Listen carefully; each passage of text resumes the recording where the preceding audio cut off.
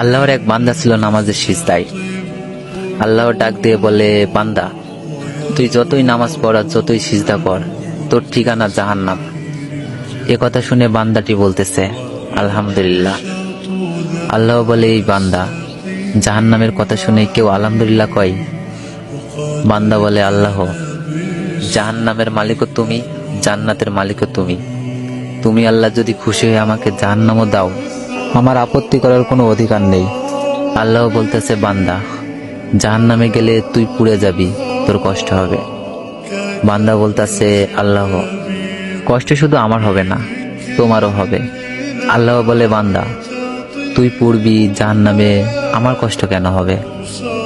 বান্দা বলে, আল্লাহ, মায়ের কোলে সন্তান যদি পানিতে পড়ে যায়, তাহলে দুনিয়ার কোনো মাই যেমন দূরে দাঁড়িয়ে থাকতে পারে না, দৌড়ে গিয়ে বাচ্চাকে কোলে নেয়, আমার বিশ্বাস ওই মায়ের চেয়ে কোটি কোটি গুণ দয়া তোমার বেশি।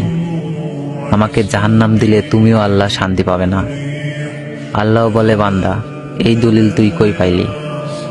বান্দা বলে, আল্লাহ, আমাদের জাতির পিতা ইব্রাহিম আলাইহিস সালাম তোমার প্রেম বুকে নিয়ে যখন নমরুদের চুলায় পড়ে গেল, তার আগেই তুমি বলে দিলে, আমার দিকে তাকিয়ে দেখো, আমার কলেজা ভরে শুধু তুমি আছো, আর অন্য কারো জায়গা নাই।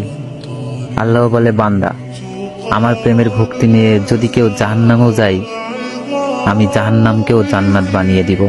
সুবহানাল্লাহ।